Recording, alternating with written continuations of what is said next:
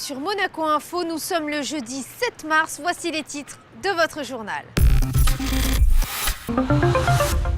En ouverture de cette édition, direction l'auditorium Régnier 3 pour le 8e forum de la formation en alternance. Nous reviendrons sur cet événement où les membres de la mission pour la transition énergétique s'étaient réunis.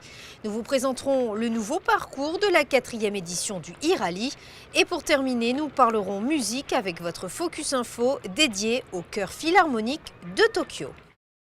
Écoles, entreprises et banques se sont réunis toute la journée d'hier à l'auditorium Régnier 3 pour le 8e forum de la formation en alternance. Un rendez-vous réservé aux jeunes afin de les sensibiliser au contrat d'apprentissage et de leur offrir un contact direct avec les différents protagonistes du marché du travail. Un reportage de Dominique Poulain. L'auditorium Régnier 3 accueille le temps d'une journée le 8e forum de la formation en alternance et les 13e rencontres des métiers de la banque et de la finance. Organisé par le service de l'emploi et la cellule Emploi Jeunes, sous l'égide du département des affaires sociales et de la santé, ce forum est destiné aux lycéens ou étudiants de 16 à 26 ans. Il leur permet de rencontrer les établissements régionaux de la formation en alternance, ainsi que des entreprises de la principauté intéressées par ce dispositif. Je pense que ça répond réellement aux besoins à la fois des étudiants qui acquièrent une expérience professionnelle pendant qu'ils font leur diplôme, mais aussi aux entreprises qui forment à un moindre coût un futur collaborateur. Je pense qu'aujourd'hui, tout le monde s'est rendu compte de la réelle utilité et de l'outil d'intégration qu'était l'apprentissage. Et effectivement, les chiffres ne mentent pas et l'alternance se développe. Et effectivement, on est persuadé que c'est vraiment une bonne chose. Et c'est d'ailleurs pour ça qu'on a créé ce forum et mis en avant ce dispositif. Sont présentes à l'événement 22 écoles de la région, 36 entreprises et 14 banques et sociétés de gestion, pour qui un espace leur est spécialement dédié. Plus de 600 jeunes viennent s'informer ce jour-là sur les contrats d'apprentissage et sur les atouts de ce dispositif. Longtemps, les formations en apprentissage ont été considérées comme des voies de garage pour ceux qui n'étaient pas doués pour les études ou tout simplement pas en phase avec le parcours scolaire dit classique. Aujourd'hui, le regard a changé et l'apprentissage est devenu une filière convoitée. Les jeunes, aujourd'hui, reconnaissent plus cette formation comme une filière, une vraie filière à part entière, et non pas, on va dire, une section plus pour ceux qui ont besoin de pratiquer. Alors nous proposons une formation en alternance au niveau Bac+3. À la 3e année, après l'IUT et le BTS, les étudiants peuvent venir à l'Université de Monaco pour travailler en banque. La formation s'appelle le Monaco Banking and Financial Services et ils sortent avec le bachelor de l'Université de Monaco. Ils font 1 an chez nous en alternance. Le format de l'alternance est 3 jours en banque et 2 jours à l'université, de septembre à juin. Ce mode de formation permet aux jeunes de mettre en pratique les connaissances théoriques tout en profitant d'une réelle plongée dans le monde professionnel. Une voie royale pour Yann Malco-Villers qui, après un bac en comptabilité, opte pour un BTS en comptabilité en alternance chez Ascoma Juto-Husson, courtier en assurance à Monaco, en Europe et à l'international. Quand on est en entreprise, on a l'avantage d'avoir beaucoup de pratique. Et en fait, avec la pratique, c'est grâce à ça qu'on a un peu de théorie en même temps. Donc on a ces avantages de pouvoir voir les deux. Et dès qu'on arrive ensuite en cours, sur les 2 cas, en fait, on n'a pas besoin autant de réviser que prévu. Et on arrive à avancer plus facilement, c'est vrai. L'intérêt pour nous est assez évident, c'est de former des jeunes à nos métiers et de pouvoir les recruter en les connaissant, si vous voulez, alors que normalement un étudiant n'a pas forcément un CV. Donc ça nous permet en quelque sorte d'intégrer quelqu'un et aussi de lui faire partager la vie de l'entreprise, pas uniquement le côté professionnel, mais la culture, les codes à l'intérieur de l'entreprise et de les intégrer beaucoup plus facilement. L'an dernier, 168 contrats de formation en alternance ont été signés, une augmentation de 13% par rapport à l'année précédente. À l'issue de la journée, place au trophée de l'apprentissage, une distinction remise par Didier Gamerdinger, conseiller de gouvernement, ministre des Affaires sociales et de la Santé. Distinction décernée à de jeunes apprentis qui ont obtenu leur diplôme et accédé au monde du travail en ayant été exemplaires tant au niveau scolaire que professionnel. Direction à présent le Grimaldi Forum où les membres de la mission pour la transition énergétique ainsi que les adhérents hôteliers du pacte de cette même transition s'étaient donné rendez-vous. Au programme, conférences, débats, atelier autour des bonnes pratiques écologiques, un reportage de Sandrine Nègre. Atteindre le zéro déchet dans un hôtel implique plusieurs actions et mises en place au quotidien. Certaines d'entre elles nécessitent un peu de temps, notamment pour sensibiliser les clients.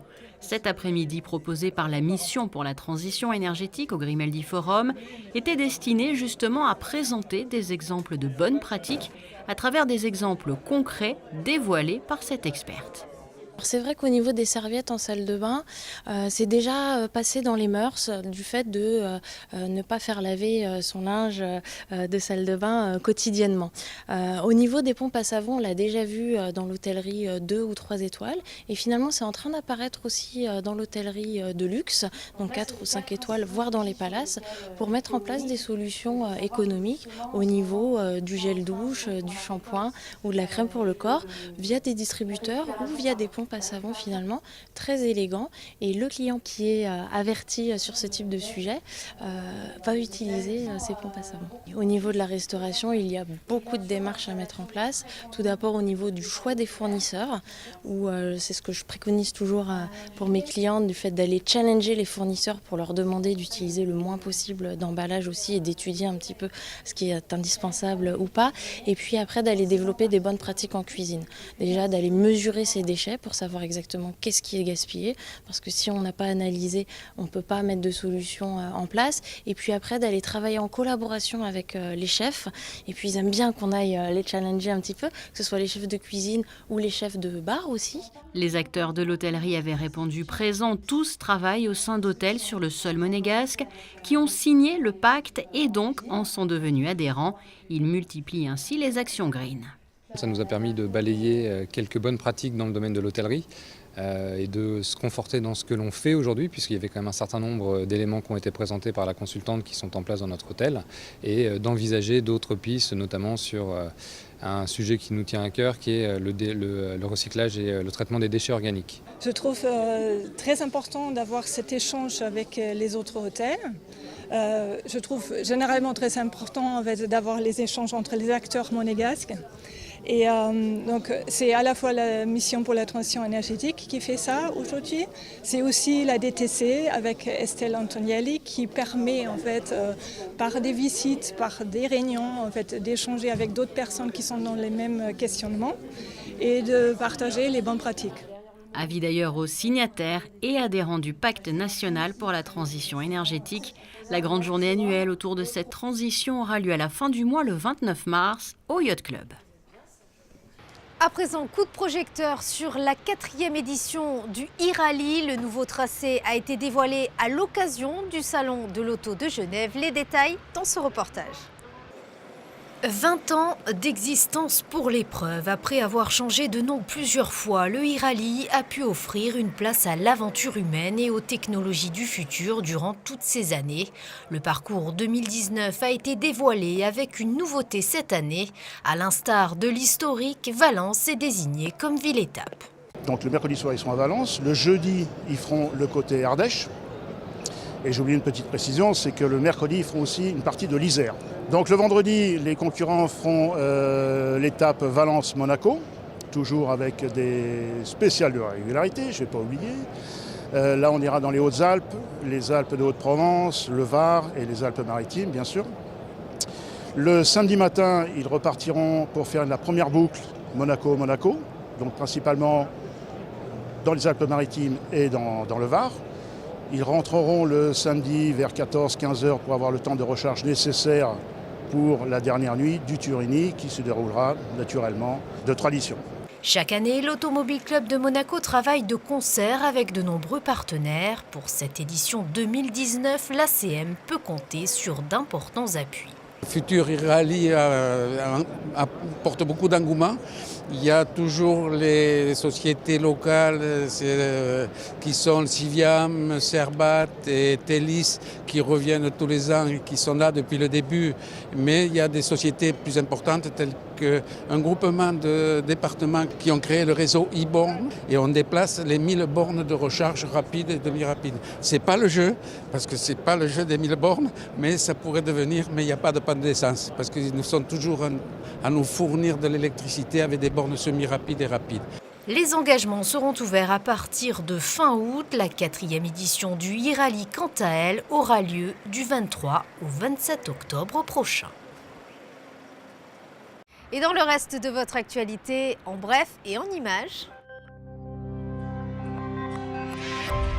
Un concert folklorique avec musique et chants traditionnels venu tout droit du Kazakhstan a été donné au Théâtre des Variétés à l'occasion du 10e anniversaire des relations bilatérales entre la République du Kazakhstan et la Principauté de Monaco.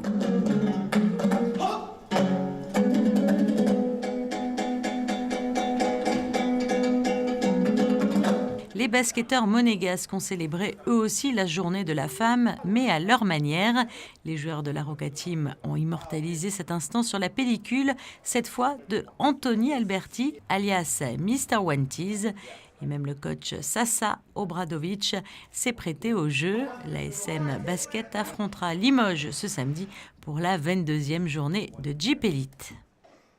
Et pour terminer, parlons musique avec cet événement exceptionnel. La venue du Chœur Philharmonique de Tokyo. 2 concerts étaient organisés ce week-end, l'un à l'église Saint-Charles, l'autre à l'auditorium Régnier 3. José Sacré vous en dit plus.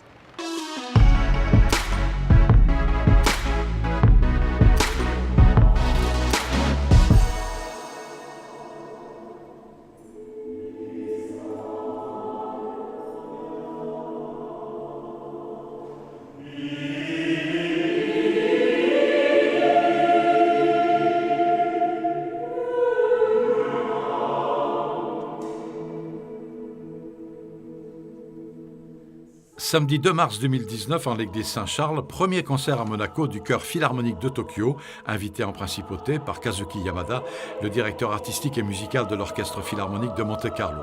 Premier chœur de musique classique à avoir été créé au Japon en 1956, le Chœur Philharmonique de Tokyo est composé d'une vingtaine de choristes, femmes, et d'une quinzaine d'hommes, tous diplômés des grands conservatoires nippons. Directeur musical du Chœur Philharmonique de Tokyo, Kazuki Yamada avoue volontiers avoir depuis longtemps une passion pour le chant. Was in junior choir, so that when I was very young, yes, so that I was singing in the choir. I really wanted to sing. Lorsque j'étais enfant, j'ai chanté dans une chorale et j'aimais beaucoup cela. J'aime la voix dans toutes ses expressions. J'aime la voix dans l'opéra, dans les chœurs et chez les solistes. Je ressens la voix humaine comme quelque chose de très spécial. How can I say? So the human voice has something special.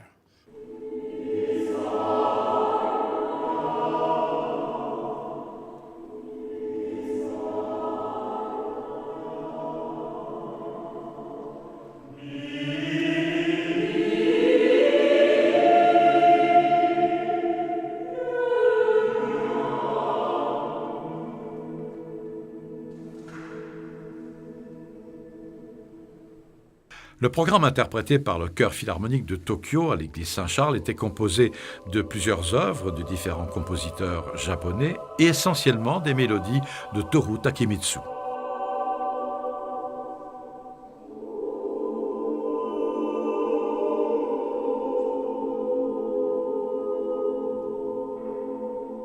There should be all-include audience.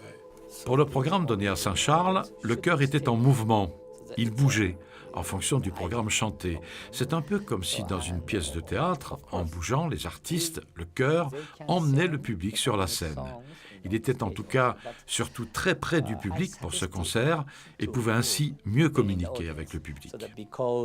So much more closer feeling the communication. Yes, yes.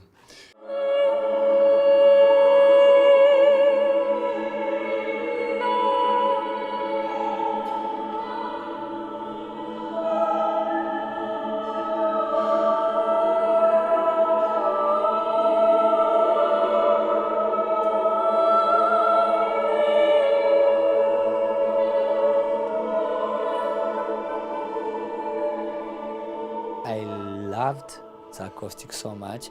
Of course, the Acoustic is probably 5 or 6 seconds, like that. L'acoustique de l'église Saint-Charles est formidable. L'écho de cette église est entre 5 et 6 secondes.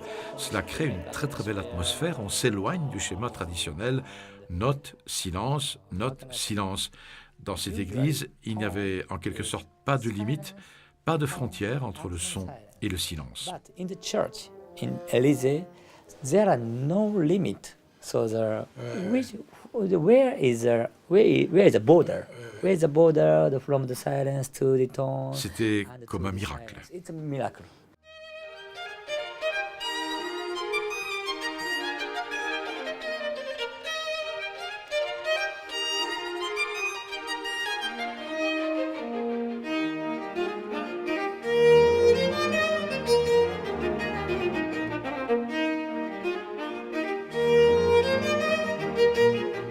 Dimanche 3 mars, à l'Auditorium Régnier 3, l'Orchestre Philharmonique de Monte-Carlo a donné un nouveau concert sous la direction de Kazuki Yamada avec en ouverture la symphonie concertante pour violon et alto et orchestre de Mozart avec 2 solistes de renommée internationale, Isabelle Faust, violon, et Antoine Tamesti, alto. Vous étiez heureux de faire ce concert, non? Oui. Je pense qu'on doit toujours être heureux Oui, d'avoir la chance de faire ça tous les jours, Ouais. et même comme métier, et pas uniquement pour le plaisir, mais aussi pour le plaisir.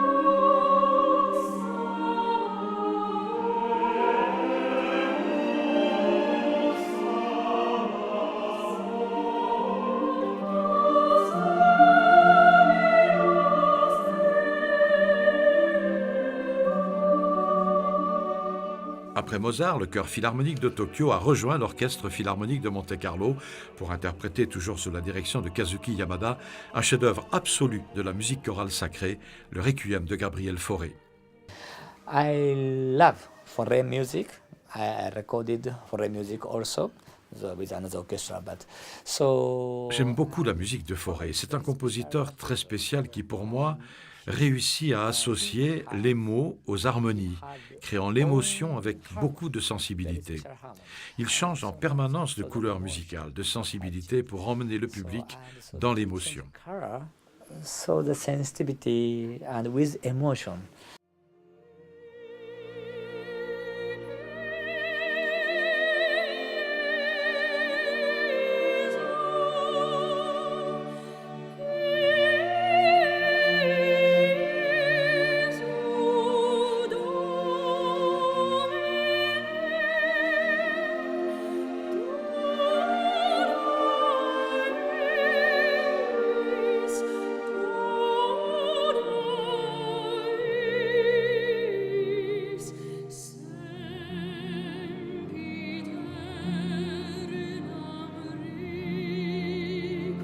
Les 2 solistes invités pour le Requiem de Fauré ont été magnifiques.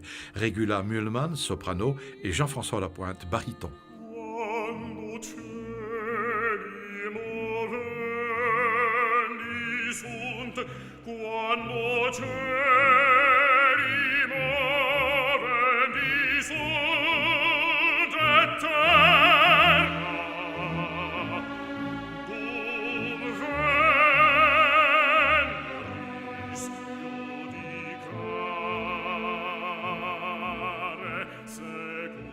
Ces 2 concerts de l'Orchestre Philharmonique de Monte-Carlo et du Chœur Philharmonique de Tokyo, les 2 et 3 mars 2019, resteront longtemps dans les mémoires et les cœurs des mélomanes présents qui ont applaudi à tout rompre, à la fois l'orchestre, le Chœur Philharmonique de Tokyo, les solistes et leur chef Kazuki Yamada.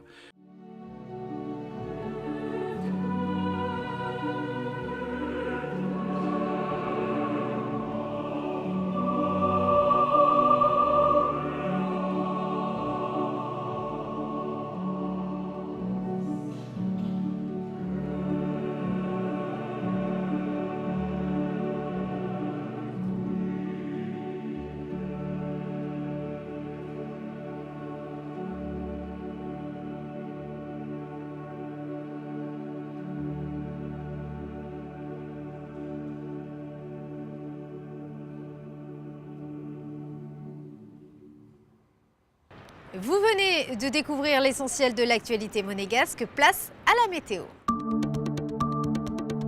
Du côté de la carte météorologique, la journée de vendredi sera ensoleillée malgré la présence de passages nuageux annonciateurs du week-end. Un ciel chargé donc samedi et dimanche avec peu d'éclaircies et des journées couvertes dans l'ensemble. Lundi sera une belle journée ensoleillée. Quant à mardi et mercredi, les nuages et le soleil seront de la partie et même quelques petites averses sont à prévoir mardi. C'est la fin de cette édition, merci de l'avoir suivi. À présent, retrouvez l'émission ASM FC présentée par Émilie Rousseau. Très belle soirée à tous sur Monaco Info.